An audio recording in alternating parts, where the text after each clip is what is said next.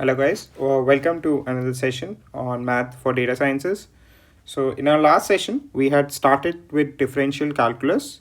We initially started with looking at the geometric interpretation for a derivative of a particular function at a particular point. So if you remember, a derivative is nothing but it represents an instantaneous rate of change of the function at a particular point. Using this definition, we were able to get the limit definition of derivative by taking a small delta x and looking at a small part of the curve. We were able to get the change in the function value as the numerator, and we divided it by delta x, where delta x was tending to 0 to get the required limit definition of derivative. Post that, we looked at variety of functions and how we can find the derivative of those functions. We looked at some of the rules. So let's revisit those rules quickly here, so that after that we'll be again looking at some of the more complex functions and how we can find the derivative for the same. So the very basic rule was a constant rule where dc upon dx is 0. So c is a constant here, and if we find the derivative of a constant with respect to any variable, it is always equal to 0. Then we looked at power rule, which is dx raised to power n upon dx is nx raised to power n minus 1. One thing to note here is n could be any real number here. It need not be an integer basically. So it can even be a negative, let's say minus 2.6 or 1.2332 basically. So these all kind of values are allowed for n. Then we looked at how we can find the derivative of sum or differences of different functions. So we simply find the derivative of each one of them and keep the operation same. If it is addition, we simply add the derivative of individual functions.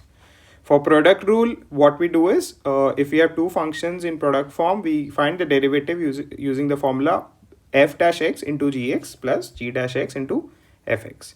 Similarly, for quotient rule, where we are finding the derivative of ratio of two different functions, we find it using this particular formula, where we are putting the square of the denominator as it is, and then in numerator we are having gx f dash x minus fx g dash x.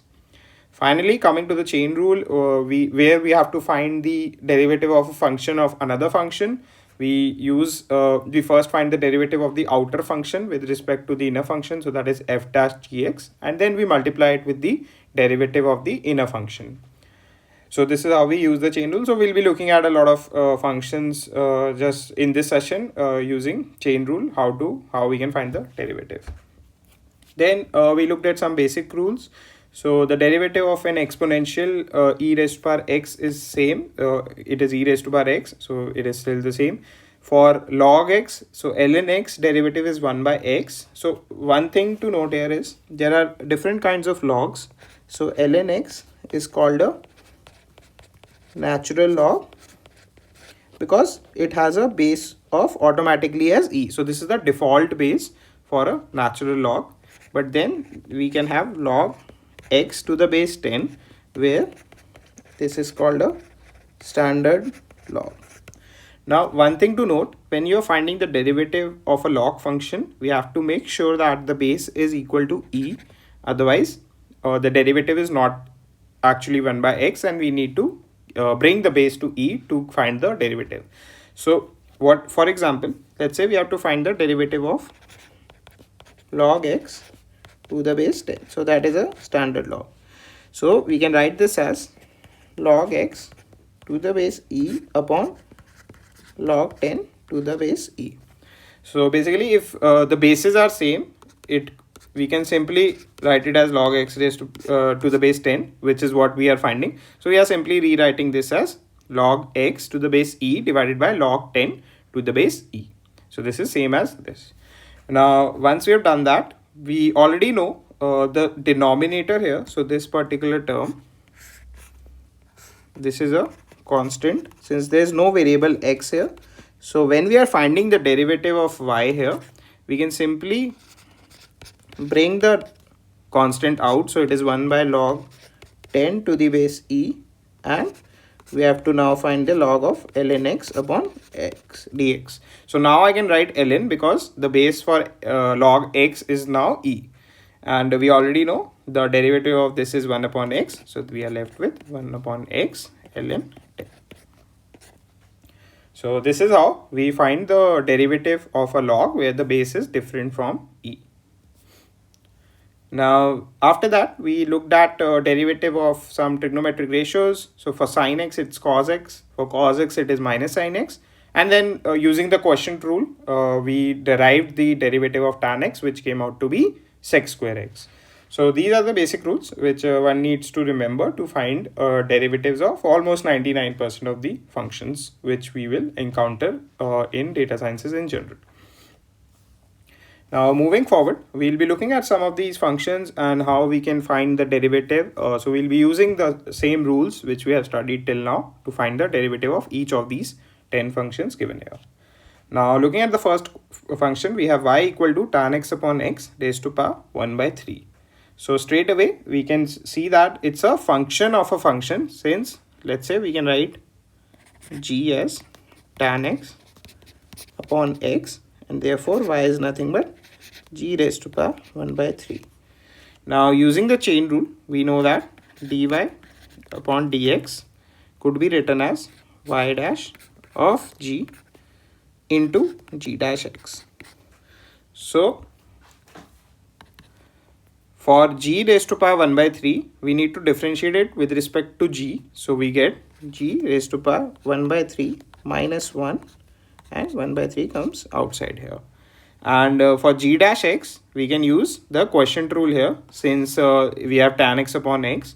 So it will be x square, and we can write x as it is. Then the derivative of tan x is sec square x. So sec square x minus tan x, and then derivative of x is 1. So we keep it as it is. This is the required derivative here. We can replace the g with tan x upon x. So we have 1 by 3 tan x upon x raised to power minus 2 by 3 x sec square x minus tan x upon x square.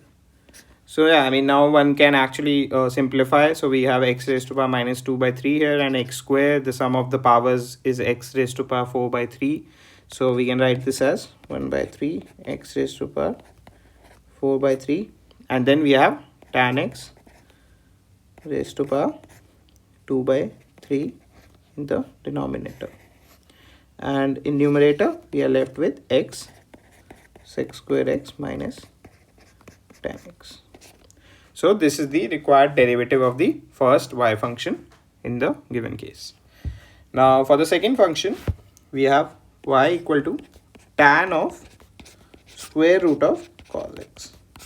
Now once again, this is a function of another function. So this is like a going it inside the function twice instead of just once. So what we do, we keep using the chain rule multiple times to get the required derivative here. Now the derivative of cos x is minus sin x. The derivative of root of a function is, so let's say cos x is equal to t. So dt upon dx is minus sin x. And then let us say g is equal to root of t, since we have root of cos x, which is root of t. So dg upon dt is equal to 1 upon 2 root t, because this is actually t raised to power 1 by 2, and we use the power law. So it becomes 1 by 2 into t raised to power minus 1 by 2, which is 1 upon 2 root t. Next, we have another function, let us say h, and we have tan of g. Since we have tan of root t, tan of root x, so h becomes tan of g. So we can actually call it y itself, since this is the function we are finding. So we have dy upon dg is sec square g, because the derivative of tan x is sec square x, so the derivative of tan g would be sec square g. Now we had to initially find dy by dx. What we can do, we can use chain rule multiple times. So dy by dg, dg upon dt, and dt upon dx. So if you see here, we can cancel out dg, dt, dt, and we'll still be getting dy by dx, which is the requirement here. Now dy by dg is sec square g, which is sec square root of cos x. Then dg upon dt is 1 upon 2 root t. So that is 2 root cos x. So t is nothing but cos x. And then dt upon dx was minus sin x. So this is the required final derivative in this particular case. Note that we cannot cancel out the root cos x here, because in the numerator root cos x is inside sec square root cos x. So it's like a sec square of root cos x, and in denominator root cos x is a separate function altogether. So this is how we can find the derivative of tan of root cos x. Now next we have y equal to sec square of 4x. So let us say we have y equal to sec square of 4x. So now what we do, once again, let's say t equal to 4x. So we need know dt upon dx is 4. Then g is equal to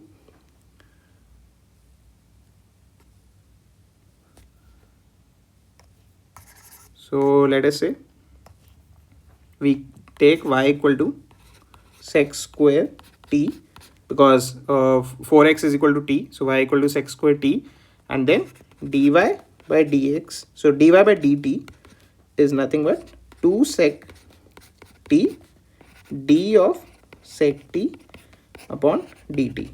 So what we are doing here is we are actually taking sec t as another function. So if we explain it again using chain rule, what we can actually do is g is equal to sec t, then y becomes g square. So therefore dy by dg is 2g, and dg by dt is, so the derivative of sec t could be found using, so let us try to find it separately. Let's say we have sec t here, which is 1 upon cos t. So this is cos t raised to power minus 1. Now using power rule, we get minus 1 and cos t raised to power minus 2. So this becomes minus 1 upon cos square t. And we also need to find the derivative of cos t as well, because this again we have to use a chain rule here. So this becomes minus sin t. The derivative of cos t is minus sin t. So minus minus cancels out, and we are left with sin t upon cos square t. So using that formula now, dg upon dt comes out to sin g upon cos square g. Now once we have done that, we again use the chain rule. So dy upon dx is nothing but dy upon dg, dg upon dt, and dt upon dx. So 2g, where g is sec t, so sec 4x. Then dg upon dt is sin g upon cos square g. So this becomes sin 4x upon cos square 4x. And then dt upon dx is nothing but 4.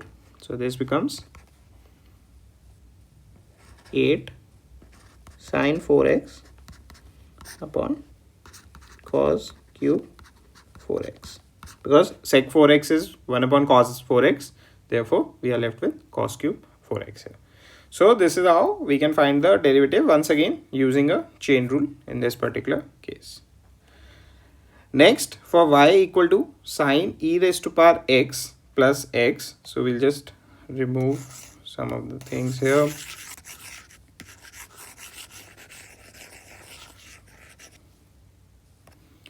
So we'll be looking at question 4 here. So y equal to sine of e raised to power x plus x.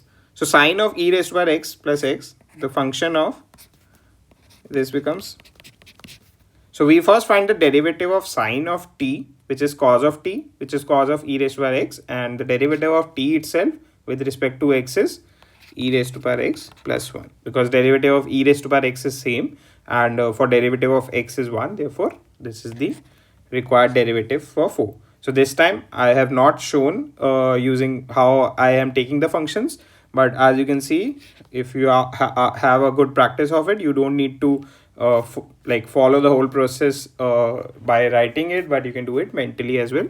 What we did here was we took t as equal to ex plus x, and therefore y becomes cos of t, sorry, sine of t actually. Y was sine of t, and the derivative of dy upon dt was cos of t, and then dt upon dx was e raised to power x plus 1. We simply multiply these two to get the final derivative. So once like somebody has practiced it well, you don't need to don't need to explain all this again and again here. Now let us say we look at question 5 here, which is y equal to ln of cos x. So we have y equal to ln of cos x. Once again, ln of t, so the derivative of ln of t is 1 upon t, which is 1 upon cos x, and then derivative of cos x is minus sin x. Therefore we get the answer as minus tan x. So this is how we can do these find these derivatives very easily and very quickly using the chain rule. Then finally we have question 6 now, which is ln of tan x square.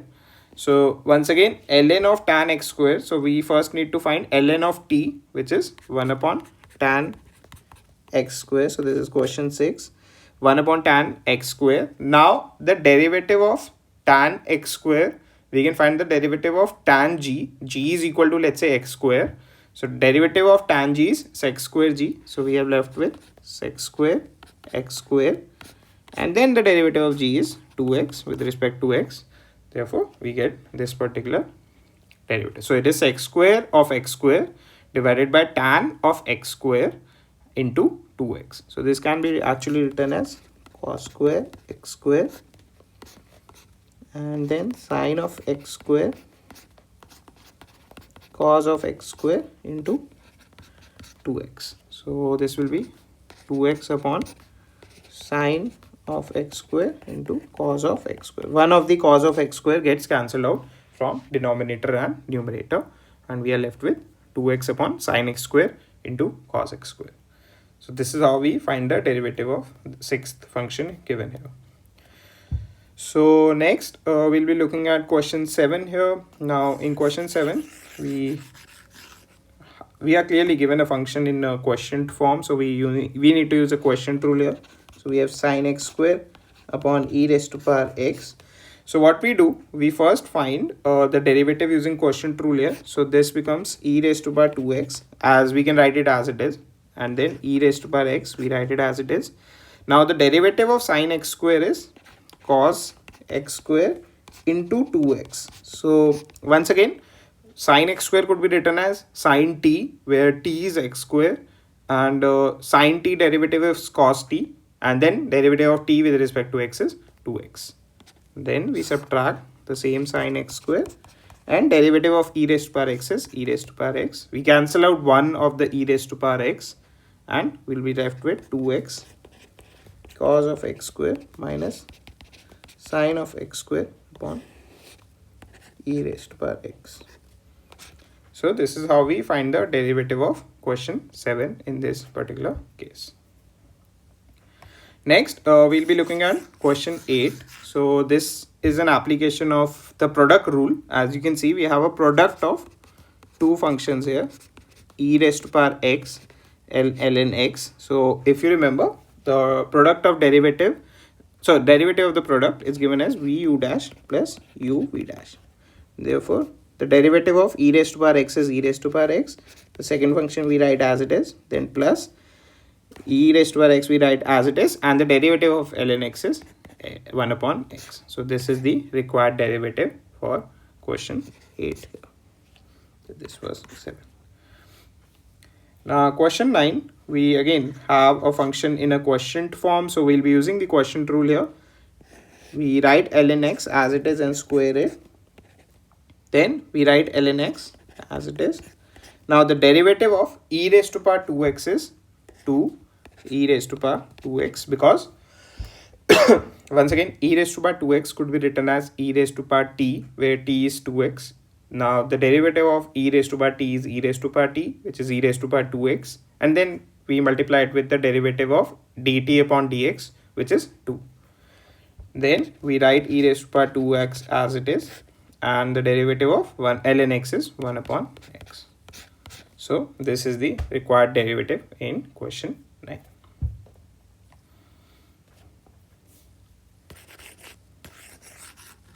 Next, we have question 10 here, which is an application of a product rule, as one can see. So x raised to power e raised to power x. So this is the first function, this is the second function, and we can simply find the derivative now. E x raised to power e minus 1. So e is a constant. So e is a constant which normally have a value of approximately 2.71. So we can write it as e x e minus 1. We just use the power rule here. E raised to power x can be written as it is here, plus the derivative of e raised to power x is e raised to power x, and we can write x raised to power e as it is. So if we take x raised to power e minus 1 and e raised to power x common, we'll be left with e plus x. So this is the required derivative in question 10 here. So these are some of the examples which we have looked at. We used a lot of complex rules here, including we used chain rule multiple times, which would be the case normally. Then we used quotient rule to find the derivative in, let's say, question 7 and question 9 and even question 1. Then we used a product rule at various places like question 8 and question 10. So these are the major applications of the various rules which we have studied, and how we can find the derivative of some complex functions. Now moving on, we'll be jumping to some rather interesting applications of using derivatives, especially for machine learning applications. So what we'll be doing is we'll be looking at something called points of extrema for a function. Now points of extrema means there could be a maxima or a minima. So a maxima and a minima means a maximum value of a function and minimum value of a function. Now both maxima and minima could be either local or could be global. So we'll explain what we mean by local and global. So let us look at an example here. So as you can see from this chart, we have a particular function here, and there are various peaks and troughs in the function. So if you see this particular point here, and then this particular point, so these 3 points, or let's say this as well. So these 4 points are clearly a maxima to some extent. So at least in their local region they are a maximum, and then there are some local minimas as well, which could be this point, this point, this point, and then again we have 4 local minimas as well. So by local minima, what I mean is, so by local we mean they are maximum or minimum values in their local neighborhood. So as we can see from the graph as well, these maxima and minima are not actually the maximum and minimum values of the whole function itself, but these are maximum values and minimum values in their respective neighboring points. So this is how we define local maxima and minima. Now let's say this is the entire function, then we can clearly see this particular value is the maximum of all the 4 maxima as well. So if we combine all the 3, if we look at all the 4 maximum local maxima here, the maximum of all the local maxima is called the global maximum, which is nothing but the maximum value of the function at any x value which is possible. And similarly, one can understand this will be the global minimum value, which is the minimum of all the local minima. Now how we can find the local maxima and local minima using the application derivatives application. If we are only given, let's say, a function in a functional form, so we are given fx and we need to find the local maxima and local minima without having a chart or something like that. How do we do that? So what we do, let's say we look at one of the local maxima here. So let us say we magnify this particular region here. So this is the magnified version. What we do, if you remember, at any point, a derivative is nothing but it gives you the slope of the tangent at that particular point of the curve. So this will be the slope here. This is, let's say this is theta, then dy by dx is nothing but tan theta at that particular point at which we are finding the derivative. Now clearly this theta is the slope here is positive, since theta is less than 90 degrees, so it will be a positive value, and therefore we have a positive derivative for these x values which are before the local maxima. So we have before local maxima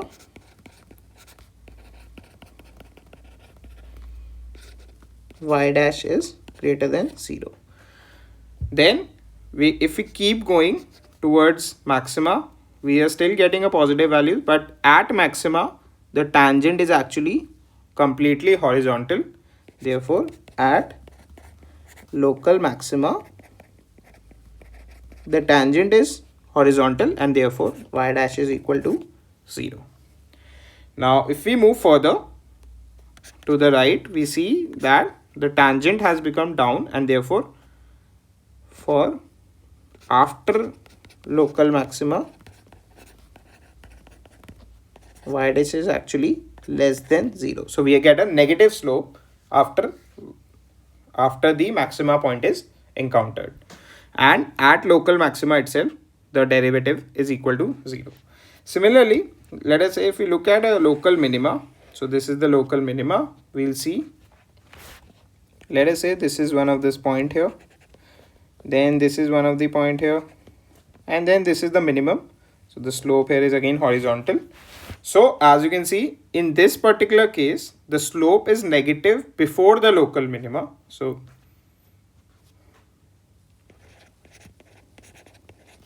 y dash is less than 0 before local minima, y dash is equal to 0 at local minima once again. So at both local minima and local maxima the derivative value is equal to 0, and y dash is greater than 0 after local minima.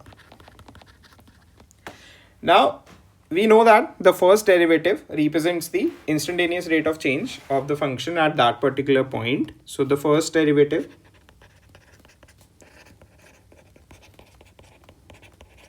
is y dash, which gives rate of change of function.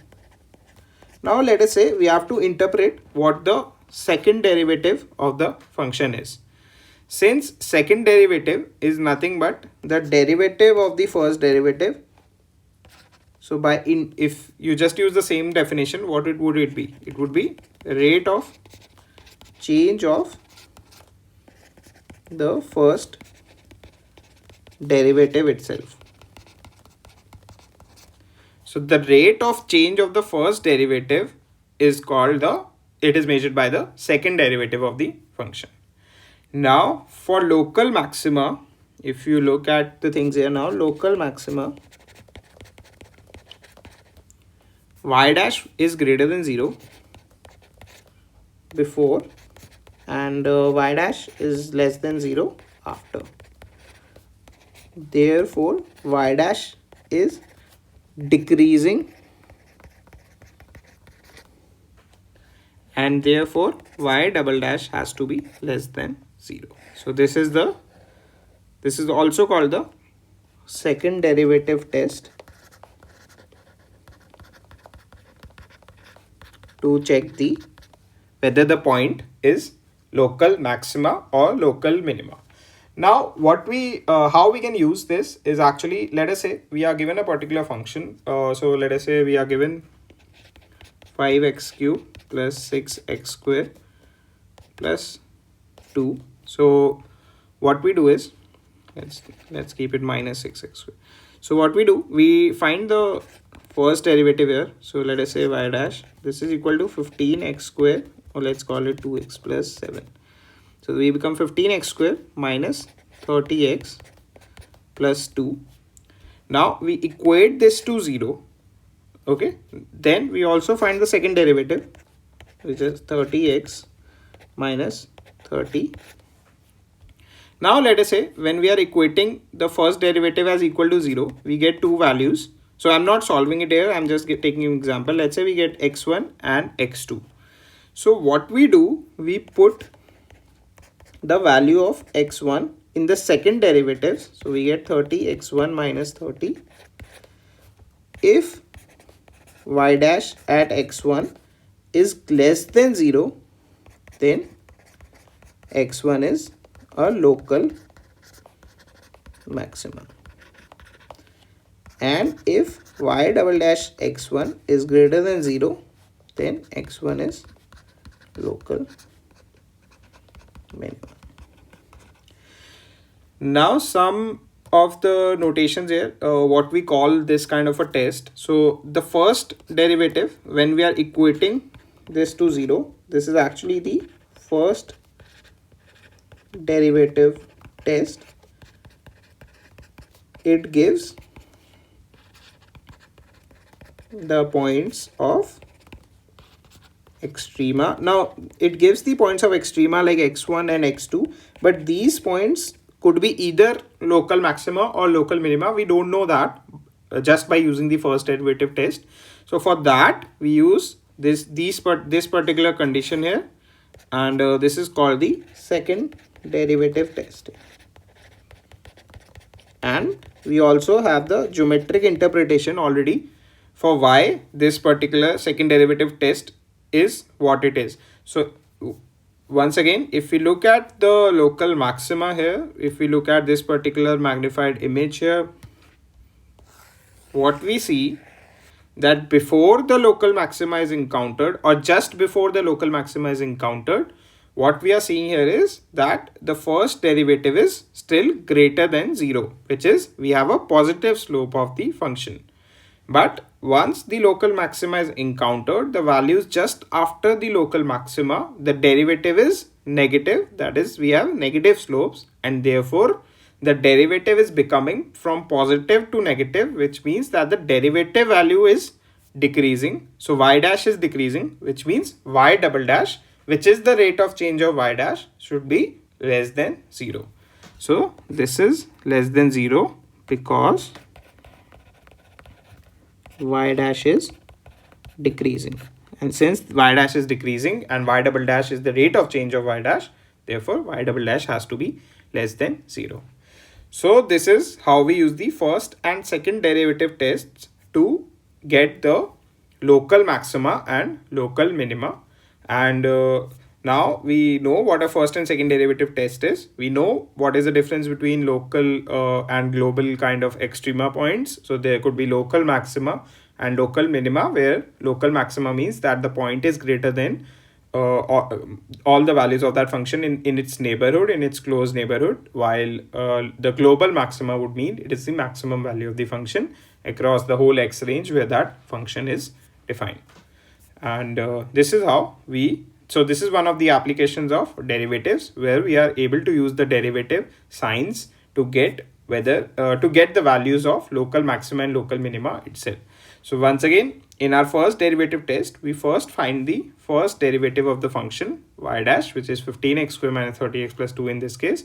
We equate this function to 0 to get x1 and x2, and these points are, both of these points are points of extremum, which we don't know whether they are local maxima or local minima. So for that, what we do is we find the second derivative, and we put the value of this extrema in the second derivative, and we check if the second derivative is less than 0 at that point, it is a local maxima, because the first derivative needs to decrease for the local maxima, which means that the second derivative has to be less than 0.